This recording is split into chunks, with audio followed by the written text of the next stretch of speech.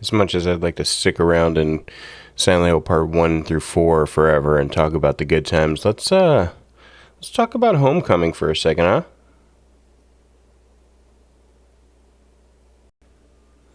Folks, welcome to the Riot Stream. My name is Big Iron Riot. This is a little show I put together that I like to talk about the things that interest me.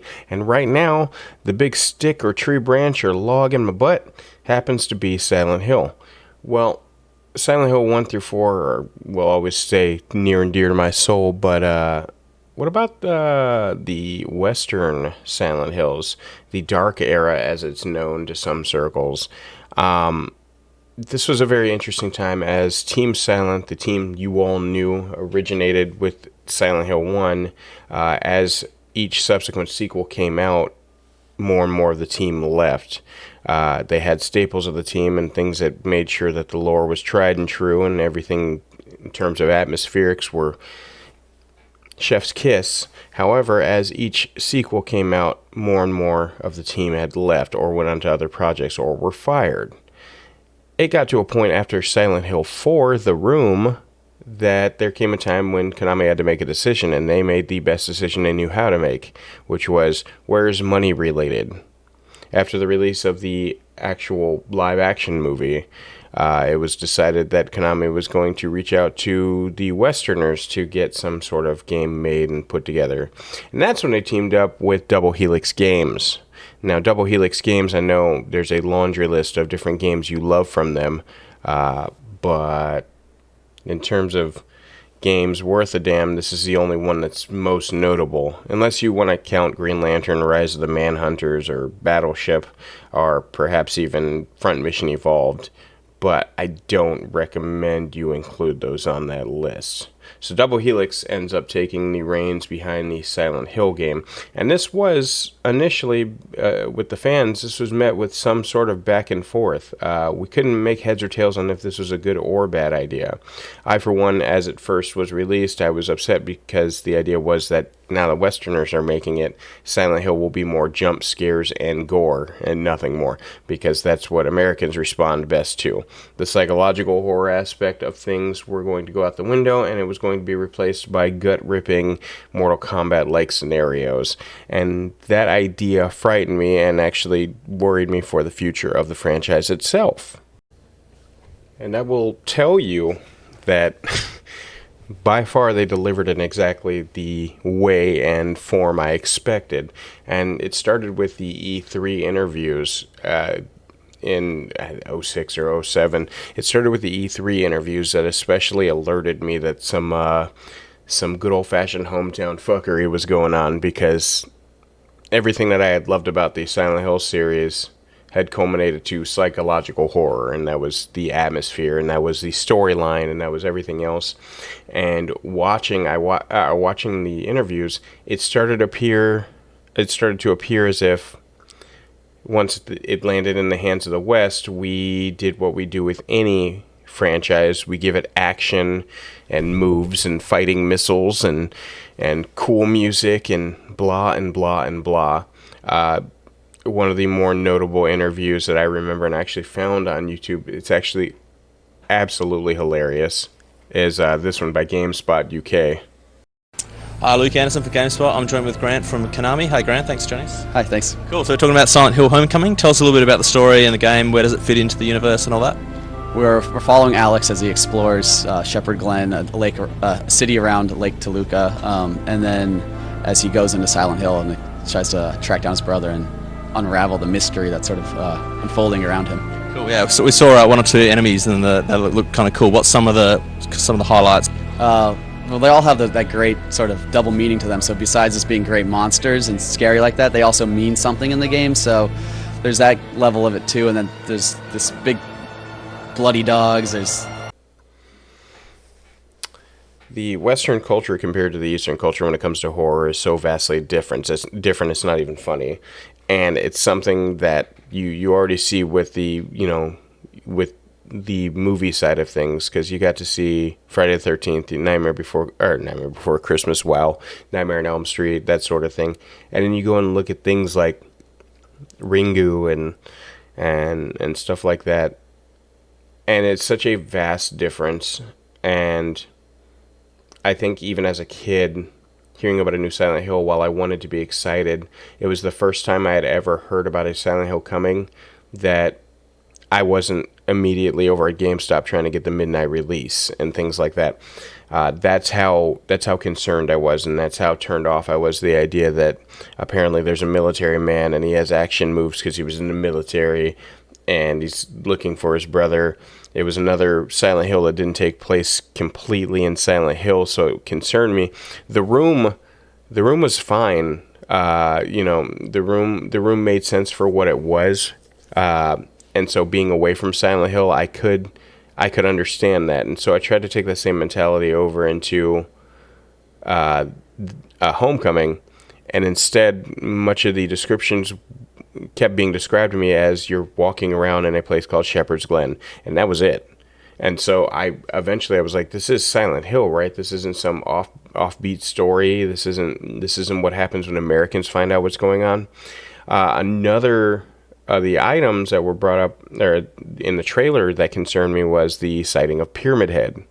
And that's when I realized that America was going to do what they do best. They were going to take everything that looks like it works, everything that stuck with the fan base, and they were going to just repurpose it, repackage it, and put it in the next one in hopes of selling even more. We're very simplistic in that way.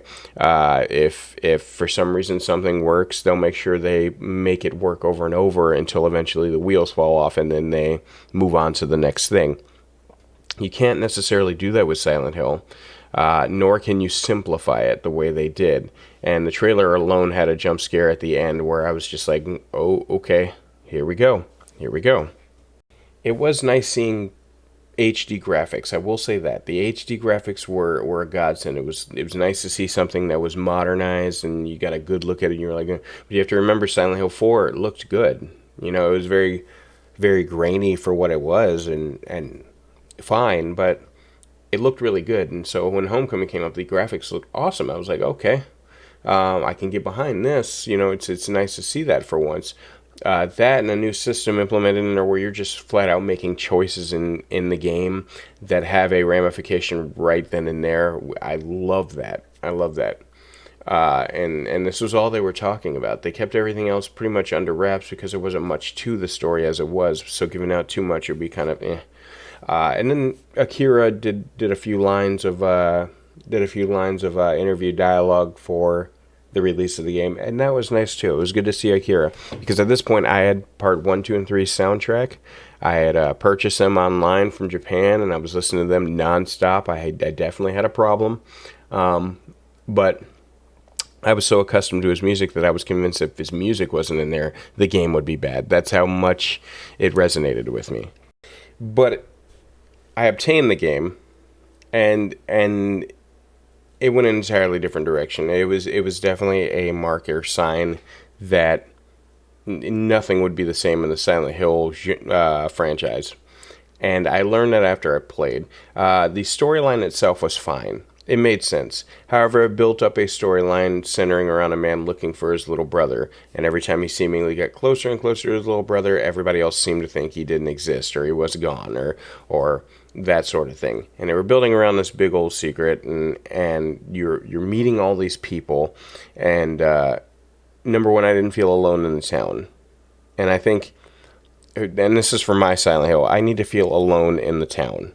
As long as I feel alone in the town, it adds, it adds a creep factor like times 10, because there's no one to save me, there's no one to come after me, and the chances are if I find someone, they're going to be bad.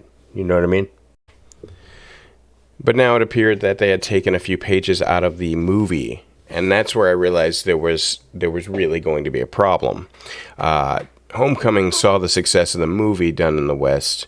If you could call it success. I don't know. It did mediocre at best, but it saw the success of the movie and decided that, hey, it turns out we already tested a Western idea for a Silent Hill, and it's right here in the movie theaters right now, and this only came out 2 years ago. Let's adopt some ideas. Let's see what we got there, and that's exactly what they did. They adopted numerous ideas and visuals and things like that because they thought that's what worked. They thought that's what got Silent Hill its money. A lot of the people during the interviews, a lot of Double Helix during the interviews explain that they played the games, they understand the gravity of the plot line. They also understand just how rabid the fan base is about Silent Hill. But none of that was on display when you actually played the game, as you were this action-rolling ex-military dude trying to square up with nurses. You know, this is, of course, you just got done with Shattered Memories as well. You know, actually... Yeah. You know what? I'm right. Shattered Memories comes out after. Okay, so never mind. But it was this idea that instead of the fear and inherent mystique of Silent Hill, you got a guy running through Silent Hill, picking up weapons, punching and kicking, moving to the next spot. There were monsters that were built and looked the Silent Hill part, don't get me wrong. The inclusion of Pyramid Head was completely useless to me, as I was confused as to why he even existed there. So having him show up was nothing more than a fanfare, as he's walking fanfare. I know a lot of people, when they first got into Silent Hill, this is the game they started in because this was the generation they were kind of more attuned to.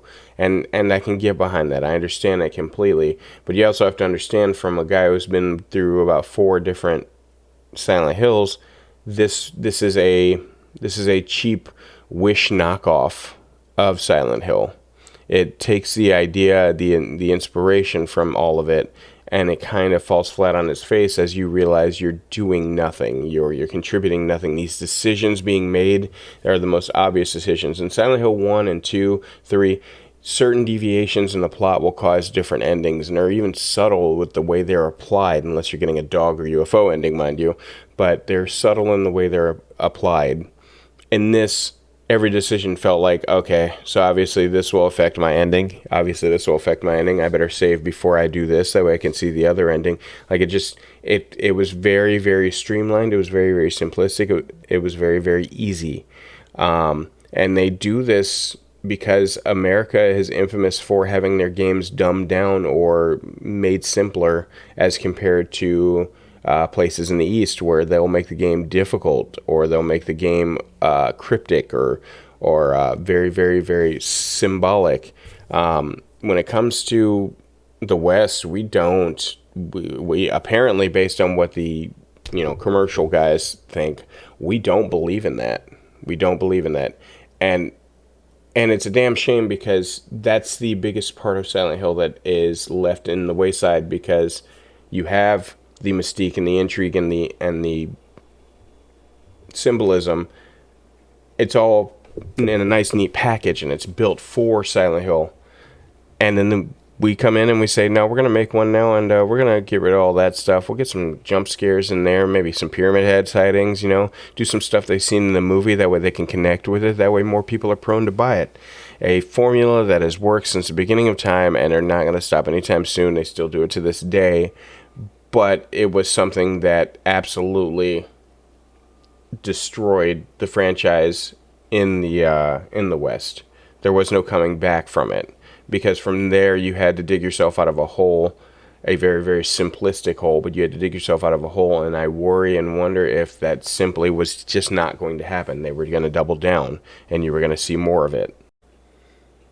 Now, if you're wondering why I haven't mentioned Origins at all, by the way, that's simply one that I didn't get a chance to play. If we're being 100% honest, I played every single Silent Hill except for Origins, and that was because I didn't have a PSP at the time. And once it got ported over to the PS2, I believe it was a PS2, I had learned it was supposed to be an expansion from Part 1. And at that point, since Team Salem was in such disarray, I didn't want that kind of ruining what I had going. So I just opted not to play it. And I'm definitely not going to talk shit about a game I haven't played, but I keep that out of my peripheral. I don't bring it up. So if you're ever wondering, I don't know, maybe one day I'll play Origins. Maybe I'll live stream it or something. I don't know. Anyway. Man, oh man, did they think they had something, because 2012 was the year of Silent Hill. You got both... That's the sequel to the movie that everyone saw. Say what you like about the movie, love it or hate it. Part 2 was coming out, and it was in 3D, because 3D at the time was the business. Well, you don't have glasses, so you don't really have the effects. But Silent Hill Revelations 3D was coming out along with a Silent Hill called Downpour. So everybody was about that business. About that business. And still in the back of my head, although hype now, I was concerned. I was like, please don't be like Homecoming. Don't be American about it, you know? Because that was the biggest issue. Once you get real American about it, it becomes Resident Evil, damn near. Which is funny because Resident Evil is Japanese and Capcom and everything like that, and they did not know how to make horror when it comes to scariness, or psychological rather. They made horror that was like, you know, Die Hard with zombies, and you were flipping out windows and uppercutting people and punching boulders.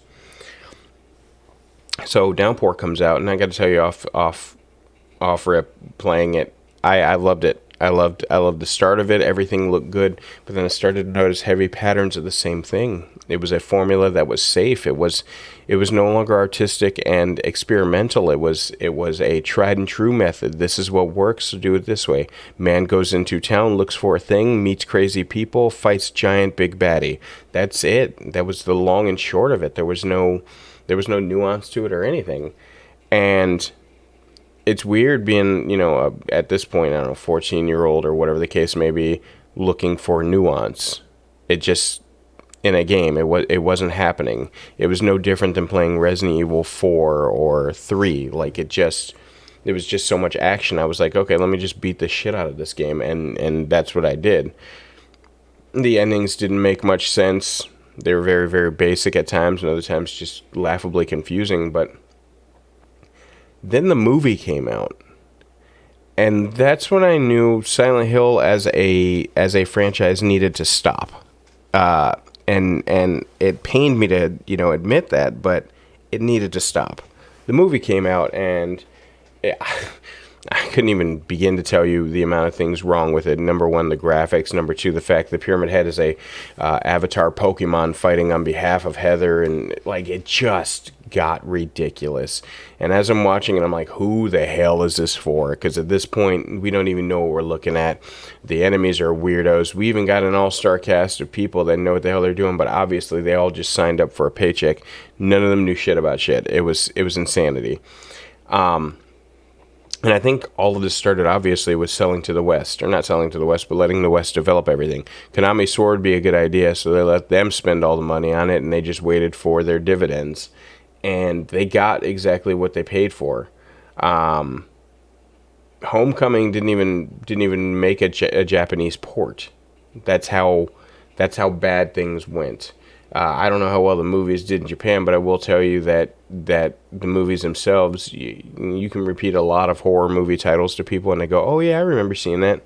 The Silent Hill was not one of them. You get a few people here and there, but they're like, "Oh, isn't this? Yeah, I remember that movie." And then no one knows it's based on a game. Like it's just in a bad place. I think Homecoming was the start of a downward slope that has continued to happen or continue to go even to this day. At this point now, you have a plot line to Silent Hill in Canada being made called Ascension. You got a few others coming out, but there is hope. Much like in any Armageddon scenario where the world is destroyed and people have to come back and start anew and everything like that, we will be seeing some Japanese-made Silent Hills in the coming future. I do believe with Silent Hill F and a few other ones, but we will be seeing the Japanese make the Silent Hills again, and I'm so grateful for that because it's where it belongs. As for Team Silent, well, they're scattered to the wind, but funny enough, fun fact, and I'm just going to give you this fun fact, a handful of them work with Kojima now. And as you well know, Kojima was going to be making a Silent Hill, and I wonder if he had those guys in his ear while he was making the Silent Hill because they knew the product. They're with Kojima right now. You got Akira doing God knows what over with his band and everything like that, so I'm sure he's not worried about a damn thing. The remake's already coming, so I assume he did all his recording for music. And Masahiro, in charge of Pyramid Head and every other creature design, you got him coming back to be kind of a liaison creature designer rather. So we're making a comeback. We're making a resurgence. But we gotta wash this bad, muddy ass taste out of our mouth first. And apparently, all it took was making a bunch of American-made sequels that did nothing for the franchise as a whole. It was a throwaway. And we went through a lot of dark times. I found something on the Facebook group. There's a Silent Hill Facebook group, and they actually mentioned it in terms of what era you're in when it comes to the Silent Hills, whether it's the dark times, whether it's the old era, that sort of thing. And I thought it was pretty good. I definitely thought it was pretty good. I'll post a picture up here, but it makes perfect sense. Anyway. So that's my point. Long story short, Homecoming was definitely when the planetary shift began, and I'll die by that, and I'll stay on that hill. But what do you think? When do you think Silent Hill made the downward spiral? Do you think it made a downward spiral at all? Am I just being one of those fans that everyone says is too needy and too demanding? Maybe not. I don't know. You be the judge. Anyway, if you like what you see, make sure to give me a subscribe. You guys have been absolutely killing it in the view department, the watched hours, and the subscription, so it's good to see new faces in here. But I want to talk. I want to discuss this, because I never get to talk about these things. I'm too busy working and raising children. But what do you got for me? In the meantime, if you are a Patreon subscriber, which is something you can find in my description below, I want to thank you personally. You guys are the reason why I can keep doing what I'm doing and not have to deal with the 9 to 5 times 2. And also, you get your name on the screen right here. Anyway, I'm getting the fuck out of Dodge, and I'll see you guys in the next video. Later.